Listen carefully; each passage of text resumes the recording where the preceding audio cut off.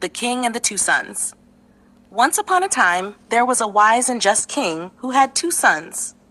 The king wanted to ensure that his kingdom would be ruled wisely after his death, so he decided to test his sons to see who was more deserving of the throne. One day, the king summoned his sons and gave them a task. He gave each of them a gold coin and asked them to fill an entire room in the palace with something bought with that single coin. The sons were puzzled, but went out to find the best way to complete the task. The elder son, thinking practically, bought hay with his coin, filling the room halfway. The younger son, after much thought, bought a small candle and lit it in the room. The light from the candle filled the entire room.